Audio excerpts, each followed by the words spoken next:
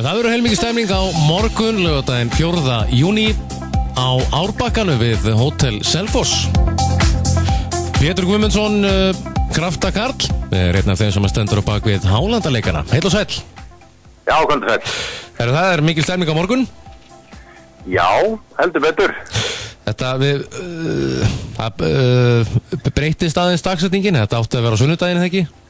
Jú, ætlaðum að hafa þetta á sunnudaginn en það er miklu betra veður á morgun laugardag, þannig ég bara ákvað að vera meira í sólinni. Já, að sjálfsögðu, vera sólar megin.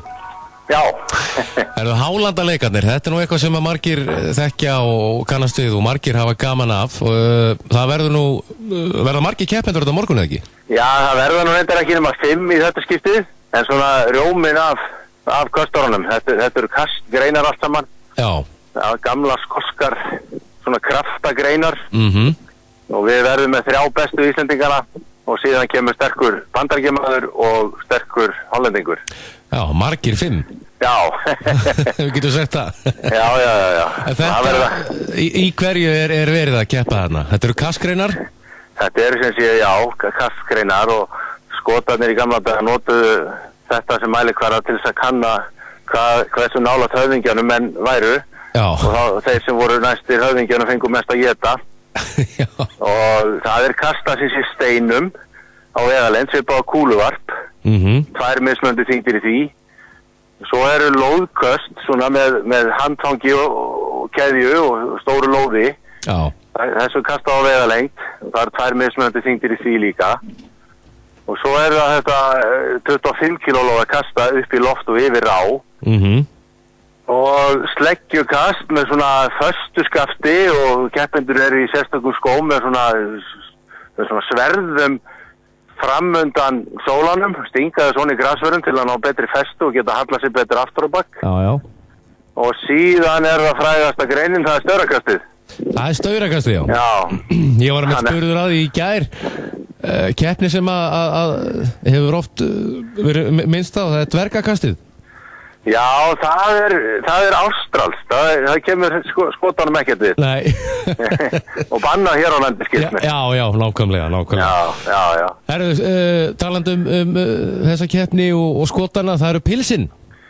Pilsin eru nöðsuleg. Það er alveg nöðsulegt, það er svona venst, það er voðalega skrítið fyrst. Já. Gangi pilsi, en svo fyrir mennur út í valið, þá hættar menn að taka eftir því, en þetta er hérna loftar vel mann og svona. Já, ég ætla einmitt að segja það, ekki... Menn eru bara í pilsinu, eða ekki? Jú, það er bara þannig.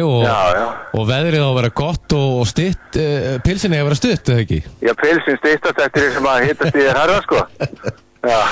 Nákvæmlega, þetta er skemmtilegt og síðan verður þarna skemmtileg keppnið, eða ekki, á milli keppenda og barna? Já, svona áhorfanda í yngri kantinum. Já. Það verður reypitók. Keppnin er hálfnuð. Það verður alvöru. Já, það er alltaf gaman að því. Og það mega þá, allir sem geta haldið utan reipitaka þátt? Algjörlega. Þeim verður bara smalað út á völl. Já. Nákvæmlega, þetta er skemmtilegt. Það verður undrandi tónlist og brakandi blíða og hörku átök og ég hvet bara sem flesta íbúa Suðurlands að koma og gefa þessu gaum aðeins. Að sjálfsögðu, þetta er alltaf gaman að fylgjast með þessu og þetta hefst klukkan 13 á morgun. Já, við byrjum líklega svona aðeins fyrr, örlítið fyrr. Já. Þetta er svona aðeins tegjulegt hjá okkur. Já. Notum rjómablíðina, þannig við byrjum með milli 12 og 1. Já. Fólk verður bara hérna á röltinu og kíkja. Já, nákvæmlega. Þetta er flott, Pétur, takk fyrir þetta og góða skemmtun á morgun. Já, takk fyrir. Takk. Bless.